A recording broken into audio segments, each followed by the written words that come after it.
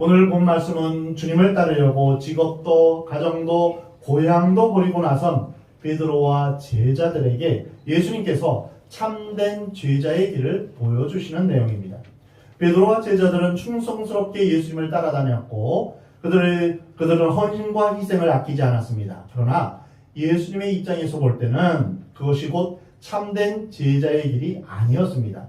그래서 예수님은 무엇이 진정한 제자의 길인가 라는 것을 오늘 본문 24절에서 말씀하십니다. 이에 예수께서 제자들에게 이르시되 누구든지 나를 따라오려거든 자기를 부인하고 자기 십자가를 지고 나를 따를 것이라. 예수님은 제자들에게 십자가는 나 혼자 지고 갈 테니 나를 따르는 자들은 편한 마음으로 모두 구경이나 하라 이렇게 말씀하지 않으셨습니다. 예수님을 믿는 자, 곧 예수님을 따르는 모든 사람들은 바로 십자가를 지고 예수님을 따르는 것입니다. 우리가 예수님을 믿는다라는 것은 예수님을 따른다라는 것입니다. 곧 십자가의 길입니다. 그래서 이 길이 좁은 문, 좁은 길이 되는 것입니다. 사람들이 많이 가지 않는 이유가 바로 십자가의 길이기 때문입니다. 그러나 이 길만이 생명의 길이며 이 길만이 구원의 길입니다. 예수님은 말씀하십니다. 나를 따라오려거든 자기를 부인하고 자기 십자가를 지고 나를 따를 것이라.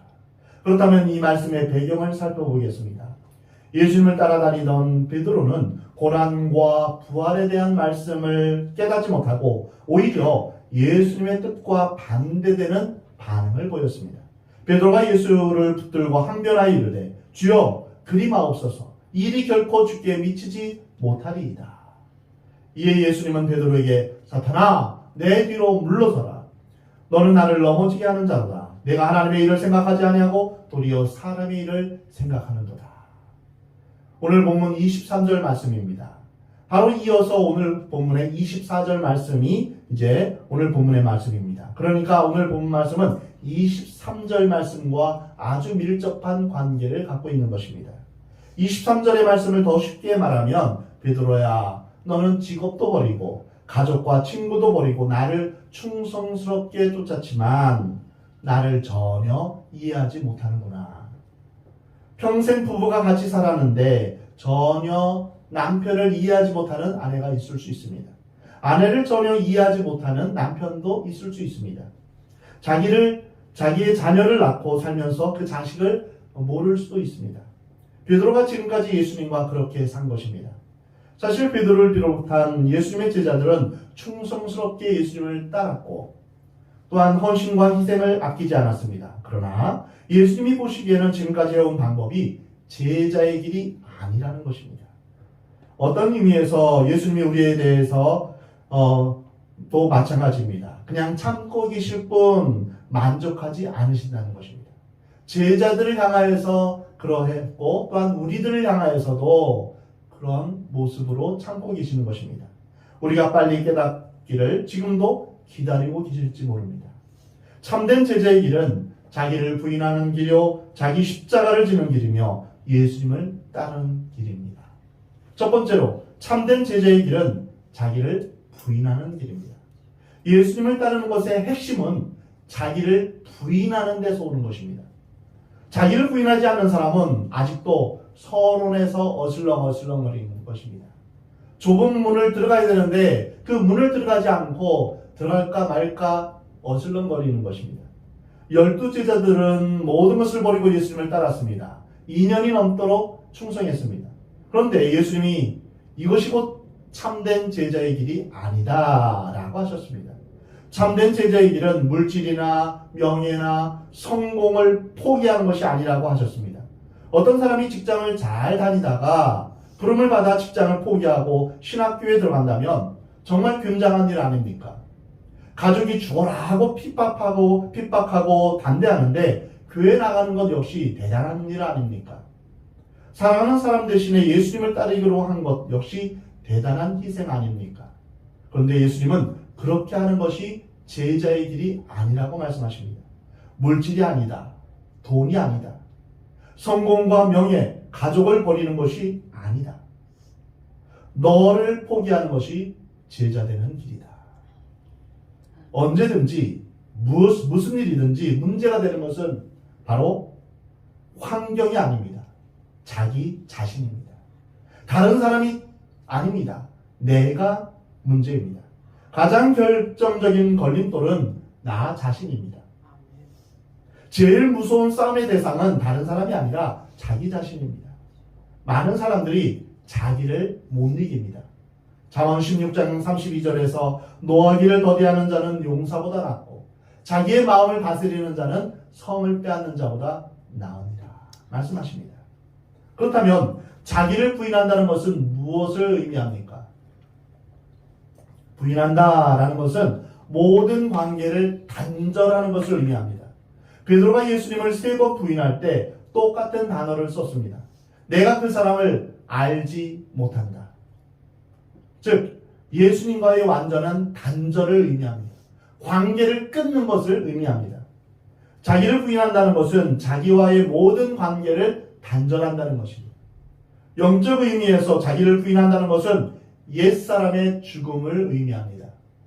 에베소서에 보면 너희는 유혹의 욕심을 따라 썩어져가는 구습을 따르는 옛사람을 벗어버리고 오직 너희의 심령이 새롭게 되어 하나님을 따라 의와 진리의 거룩함을 지으심을 받은 새 사람을 입으라. 우리가 전교인 여름 수련회에서 은혜의 말씀을 들었듯이 자기를 부인한다는 것은 자기 안에 썩어져가는 구습을 쫓는 옛사람을 벗어버리는 것입니다. 거룩하신 하나님 앞에 나아갈 때, 천국으로 우리가 나아갈 때 우리의 옛사람, 더러운 그런 죄의 몸으로 우리가 하나님 앞에 갈 수 없습니다. 옛사람이 내 안에서 죽는 것을 경험해야 합니다. 옛사람이 죽지 않고는 새 사람으로 거듭날 수 없습니다. 죽었다라는 것은 반응하지 않는다는 것입니다. 죽은 사람에게 술친구가 와서 아니 자네 왜 여기 누워있나? 술이나 한잔 하러 가세. 이렇게 말하면 죽은 사람이 눈을 번쩍 뜨면서 벌떡 일어나서 따라갈까요? 그렇지 않습니다. 죽은 사람은 반응이 없습니다. 이와 같이 우리가 죄에 대해서 죽은 자로 사는 것입니다. 죄의 유혹이 왔을 때 우리는 그것에 대해서 반응하지 않는 것입니다.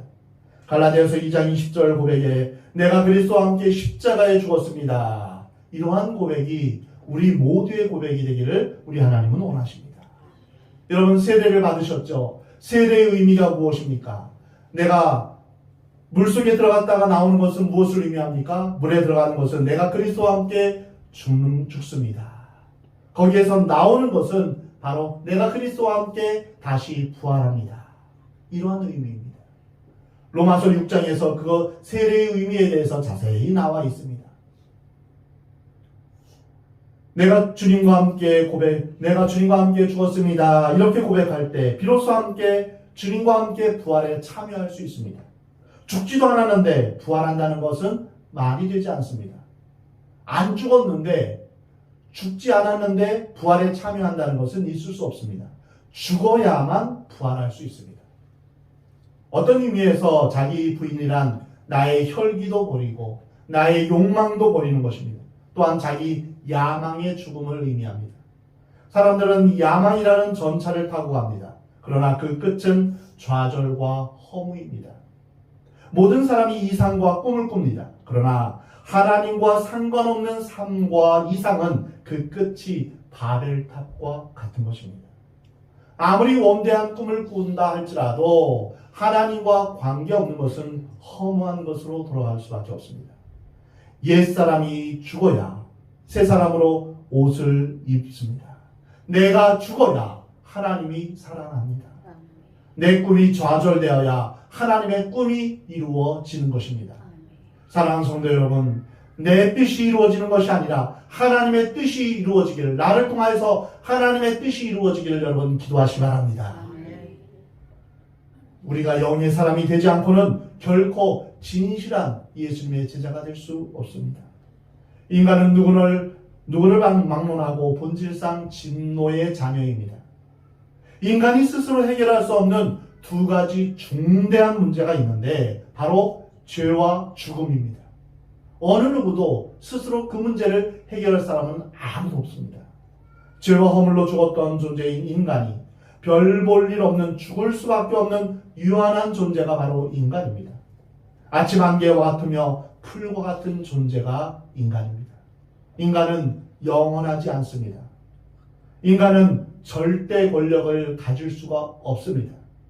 요즘 평생 통치 권력을 합법적으로 가졌다고 자부하는 러시아의 푸틴이나 중국의 시진핑도 유한한 존재입니다. 100년도 살지 못하고 흙으로 돌아가는 존재가 바로 인간입니다. 이러한 죄로 물든 몸을 가지고 어떻게 주님의 뜻대로 살 수 있으며 주님의 제자가 될 수 있겠습니까? 육의 몸이 죽지 않고 옛사람이 죽지 않고 어떻게 하나님의 일을 할 수 있겠습니까? 자기를 부인한다는 말은 육의 사람이 죽어야 한다는 말입니다. 옛사람이 죽어야 한다는 말입니다. 요한복음 6장에 살리는 것은 영이니 육은 무익하니라 말씀하십니다. 또 한 가지 자기를 부인한다는 말은 하나님을 적극적으로 긍정한다는 것입니다. 하나님께 대하여 적극적으로 반응하는 것을 말씀하십니다.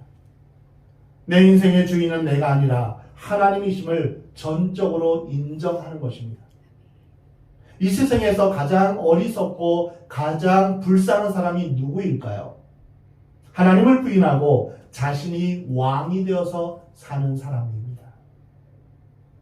시편 14편, 시편 53편에 보면 어리석은 자는 그 마음에 이르기를 하나님이 없다도다 이렇게 기록되어 있습니다. 하나님은 어떤 사람을 찾습니까? 하나님을 찾는 자를 하나님께서 찾고 계십니다. 또한 시편 2편에 보면 하나님을 대적하는 자들을 향하여 하나님은 비웃으신다라고 하나님께서 말씀하십니다. 하나님을 나의 주인으로 모시며 하나님의 통치를 받는 삶, 그것이 바로 자기를 부인하는 삶입니다. 나를 죽이는 것은 사실 너무 고통스럽습니다.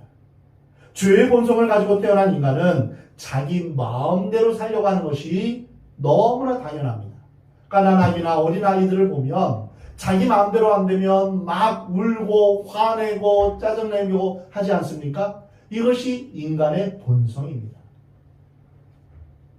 그래서 인간은 자기를 죽일 수 없습니다.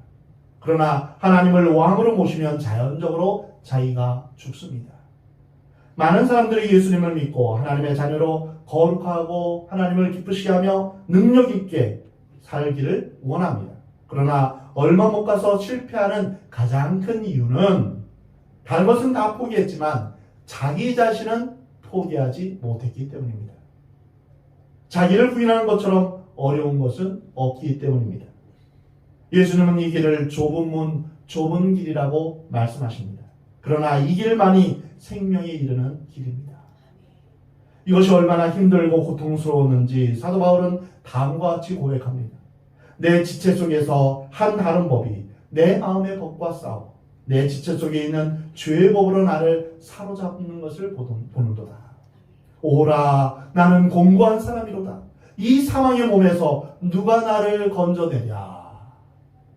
사실 이것은 정직한 한 신앙인의 고백입니다.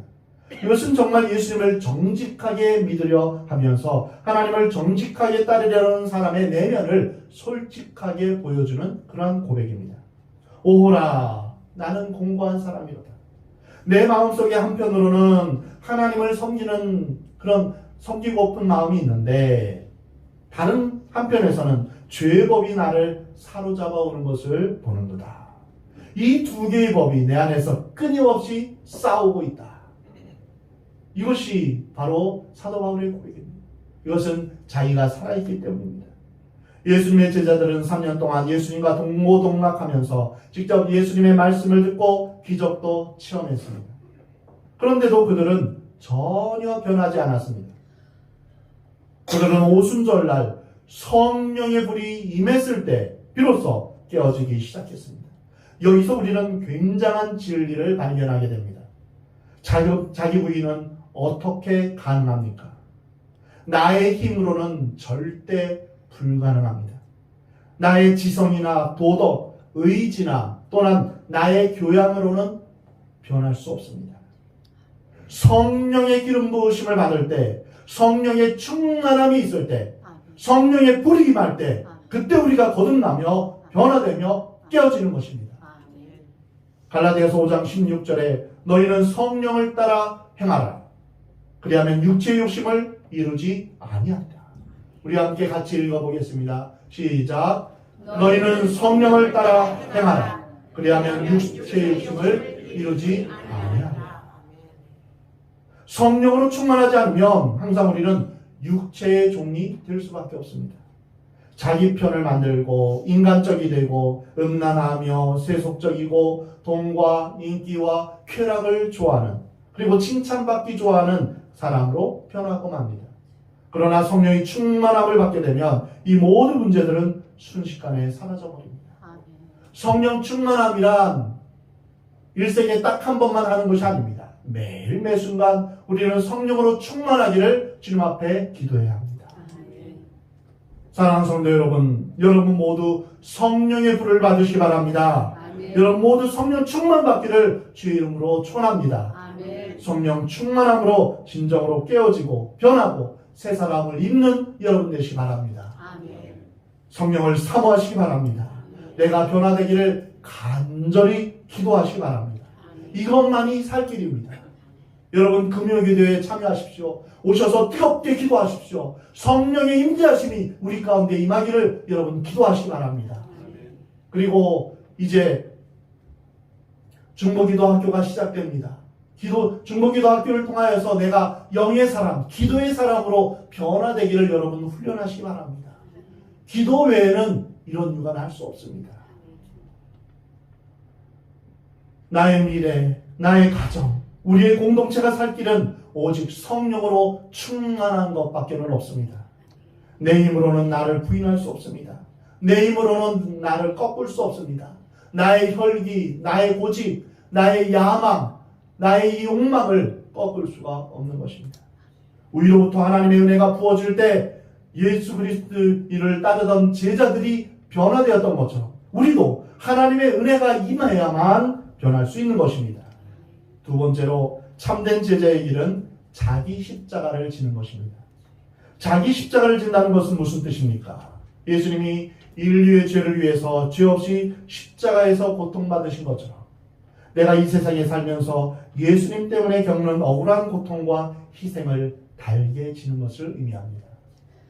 예수님께서 십자가를 지는 것은 결코 쉬운 일이 아니었습니다. 그래서 십자가를 지시기 전 겟세마네 동산에서 기도하실 때 할렐루야, 이 십자가를 지게 해주셔서 감사합니다, 이렇게 기도하지 않으셨습니다. 내 아버지여, 만일 할 만하시거든 이 잔을 내게서 옮기시옵소서. 십자가는 고통입니다. 고난입니다. 이것이 십자가입니다. 예수는 우리 각자에게 자신이 감당해야 될 십자가가 있다고 하셨습니다. 근데 이 십자가는 결코 내 죄나 내 잘못으로 인한 것이 아닙니다. 예수님 때문에 당하는 고통입니다. 이것을 누가복음에서는 날마다 제 십자가를 지고 나를 따를 것이다 라고 말씀하셨습니다. 날마다 라는 것은 무엇입니까? 한 달에 한 번 고통받는 것이 아닙니다. 평생에 몇 번 괴로움을 당하는 것도 아닙니다. 매일매일 나의 현실 속에서 십자가를 지는 것입니다. 우리의 삶 속에서 예수님 때문에 욕을 먹고 오해를 받고 손해를 보고 고통을 겪는 것을 기쁘게 감당하는 것입니다. 그 사람이 예수님의 참된 제자이다 라고 말씀하십니다. 이런 의미에서 참된 그리스도인, 예수님의 진정한 제자란 다른 사람의 실수로 인한 고통과 고난을 대신 지는 것입니다. 예수님은 죄가 없으신 분이신데 우리의 죄 때문에 십자가에서 죽으셨습니다. 우리도 역시 자신의 십자가란 무엇을 의미합니까? 다른 사람의 고통과 다른 사람의 아픔을 대신 짊어지는 것입니다.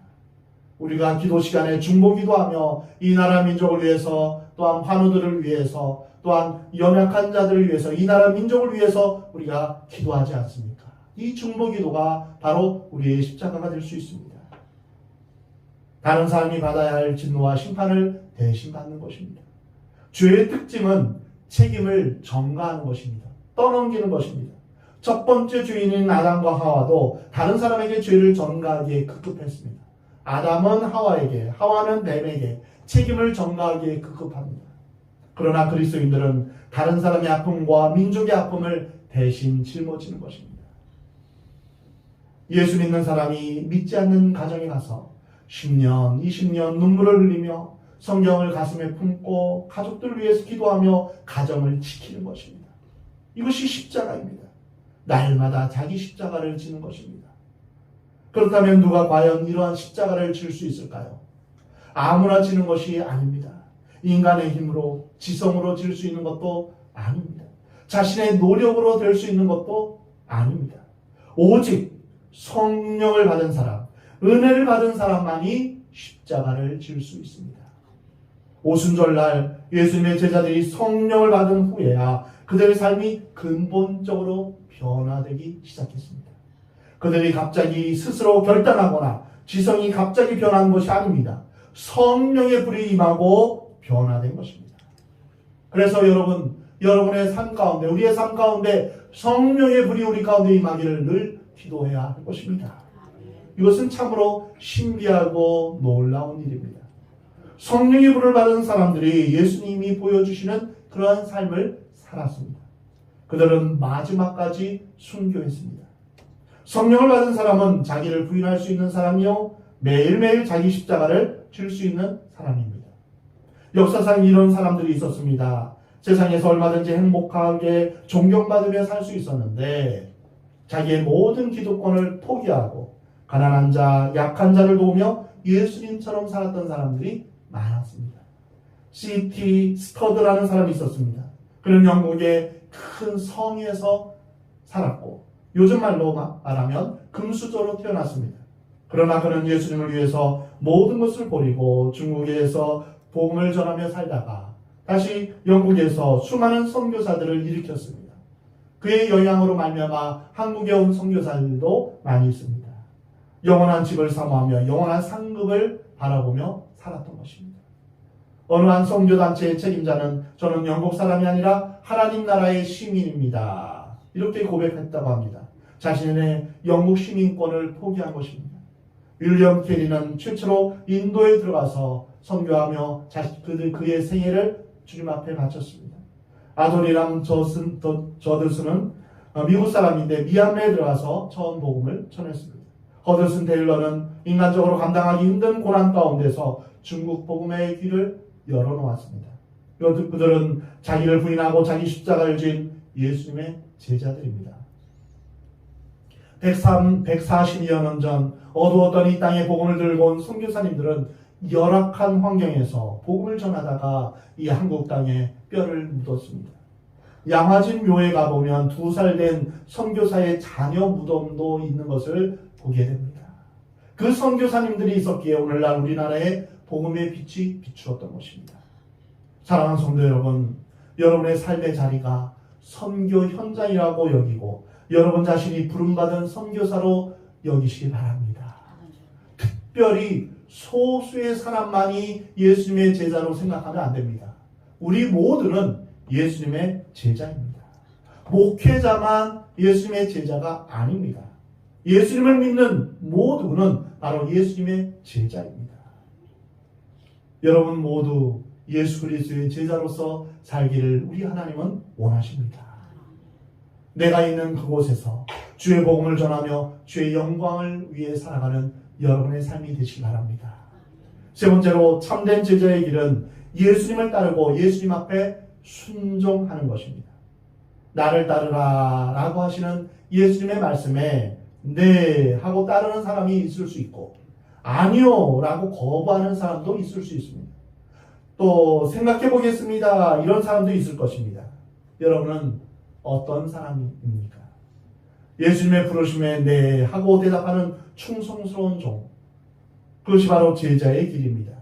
예수님이 원하시는 삶을 선택하는 것이 제자의 삶입니다. 예수님은 갈릴리아 어부였던 사람들을 제자로 부르셨습니다.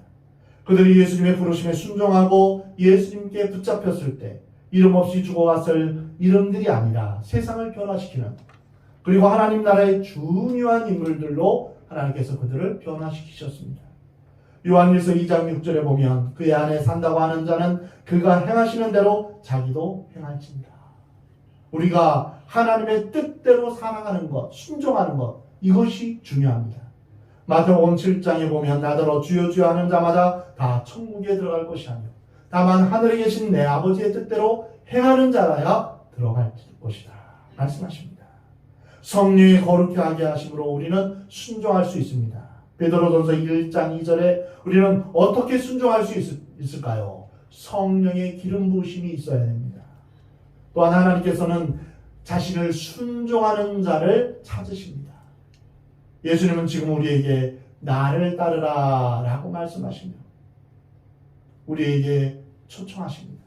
물론 이것은 모든 것을 다 포기하고 갑자기 신학교에 가라는 뜻이 아닙니다. 선교지에 가라는 뜻이 아닙니다. 우리가 우리의 삶의 자리에서 주님을 위해 살아가라 이러한 의미입니다. 참된 제자의 길은 나를 따르라고 부르시는 최고의 명령에 주여 내가 순종하겠나이다 이렇게 응답하는 것입니다. 우리는 나를 따르라는 예수님의 말씀에 주저하면서 주님 저는 가정이 있습니다. 저는 아이를 키워야 돼요. 저는 지금 사업을 해야 됩니다. 저는 은퇴할 나이입니다. 또 은퇴했습니다. 그러나 우리 주님은 어떤 상황이 있든지 나를 따르라 라고 말씀하십니다. 그리고 이 부르심에 순종한다면 어떤 상황에서도 주님을 따를 수 있는 길을 발견하게 될 것입니다. 사도행전 2장 17절에 너희의 젊은이들은 환상을 보고 너희의 늙은이들은 꿈을 꾸리라 말씀하십니다. 우리 주님은 나이 많은 분들도 은퇴한 사람도 부르십니다. 응답하면 길이 보입니다. 나의 가정에서, 나의 직장에서, 나의 처한 삶의 자리에서 그 길이 어떤 길이든지 예수님의 제자로서 사는 것이 무엇인가를 주님 앞에 묻고 주님 앞에 구하면 주님께서 응답하실 것입니다. 내가 이렇게 살아라 라고 우리 주님께서 우리에게 말씀하십니다. 또한 주님께서는 우리의 자녀들을 부르십니다. 그럴 때 우리의 자녀들을 주님 앞에 기쁨으로 들으시기 바랍니다. 안 됩니다. 이 아이 공부해야 돼요. 우리 아들은 유학 가야 됩니다. 이렇게 대답하시겠습니까? 거룩한 일을 위하여 하나님의 영광을 위하여 주님께서 우리의 자녀들을 부르십니다. 주의 부르심에 응답하는 여러분이 되기를 우리 주님은 원하십니다. 자녀들이 주님 앞에 헌신하겠다고 하면 기뻐하며 격려해 주시기 바랍니다. 먼저 우리 자신이 순종해야 합니다. 우리 자신이 힘들면 우리 자녀가 헌신하는 것을 여러분 막지 마시기 바랍니다. 자녀를 헌신시키십시오. 자식이 없는 사람은 재물이 있습니다. 시간이 있습니다. 재능이 있습니다. 여러분이 가지고 있는 그것으로 주님 앞에 순종하시기 바랍니다. 하나님께서는 모세를 향하여 내 손에 들고 있는 것이 무엇이냐? 지팡이입니다. 그 지팡이를 던지라. 그 지팡이를 던짐으로 말미암아 하나님의 놀라운 역사가 이루어집니다. 보잘것없는 거지만 그 내 손에 들어있는 그것을 하나님 앞에 내어 맡겼을 때 주님께서 그것을 통하여서 놀라운 일들을 이루어 주십니다. 내가 갖고 있는 것이 무엇입니까? 그것을 여러분 한번 보시기 바랍니다. 그것을 주님 앞에 내어드릴 때 그것을 통하여서 하나님의 놀라운 능력이 은혜가 임하게 될 것입니다. 여러분이 가지고 있는 그것으로 주님 앞에 순종하시기 바랍니다. 하나님께서 상상할 수 없는 영광스러운 것으로 여러분의 순종에 복을 내려 주실 것입니다. 사랑하는 성도 여러분, 여러분 모두 주님의 참된 제자로서 자신을 부인하고 자기 십자가를 지고 매일 주님 안에서 순종하는 삶을 살기를 우리 하나님은 원하십니다. 요한복음 12장에 보면 자기의 생명을 사랑하는 자는 잃어버릴 것이요 이 세상에서 자기의 생명을 미워하는 자는 영생하도록 보전합니다. 참으로 아이러니하지 않습니까? 내가 내 것을 아둥바둥 얻으려고 모으고 또한 내 것을 이루려고 한다면 다 잃어버릴 것이다. 그러나 자기의 생명을 미워하는 자는 영생하도록 보존한다 말씀하십니다. 사람이 나를 섬기려면 나를 따르라.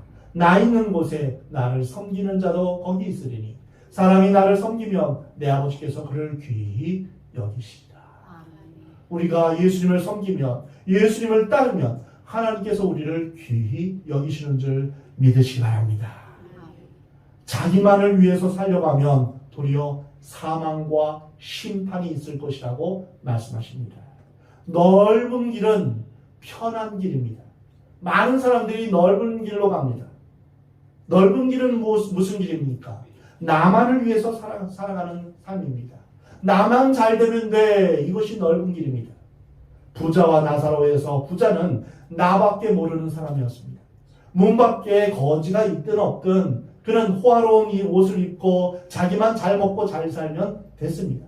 부자는 아랑곳 하지 않았습니다. 그는 어떻게 되었습니까? 지옥에 가게 됩니다. 나사로는 아브라함의 품에 안겼습니다. 나밖에 모르는 자는 멸망과 심판에 이르게 됩니다. 어리석은 부자는 열심히 일하고 수고했습니다. 부지런했죠. 그러나 자기밖에 몰랐습니다. 이제 창고도 더 넓히자. 이제 먹고 마시고 즐기자 할 때 하나님께서 말씀하십니다. 어리석은 자여, 오늘 밤 내 영혼을 데려가면 그 모든 것이 누구 것이 되겠느냐. 하나님과 상관없는 인생은 헛되고 헛될 뿐입니다. 모래성을 쌓는 것과 같은 것입니다. 오히려 자기를 부인하고 예수님을 따를 때 생명과 상급이 있다고 말씀하십니다. 지금까지는 나 자신을 위해서 내 야망과 내 욕심을 위해서 살았다면 이제는 나 자신의 미래와 야망과 꿈과 이상을 내려놓고 주의 나라와 주의 영광을 위해 사는 여러분이 되기를 주의 이름으로 축복합니다. 주기도문에서 주님께서 우리에게 가르쳐주신 기도는 무엇입니까? 하나님의 뜻이 이루어지며 하나님의 나라가 이루어지는 것입니다. 너희는 먼저 그의 나라와 그의 의를 구하라. 그리하면 이 모든 것을 너희에게 더하여 주시리라. 나는 주의 나라를 위해서 어떻게 살아갈까? 이것을 여러분 고민하며 기도하시기 바랍니다. 사랑하는 성도 여러분, 자신을 부인하고 날마다 여러분에게 맡겨진 십자가를 잘 감당하며 주님이 부르실 때 아멘으로 화답하며 믿음으로 순종하는 여러분 되시기를 주의 이름으로 축원합니다. 그래서 우리 주님이 다시 오실 때 주님을 기쁘게 맞이하는 복된 여러분의 삶이 되기를 우리 하나님은 원하십니다.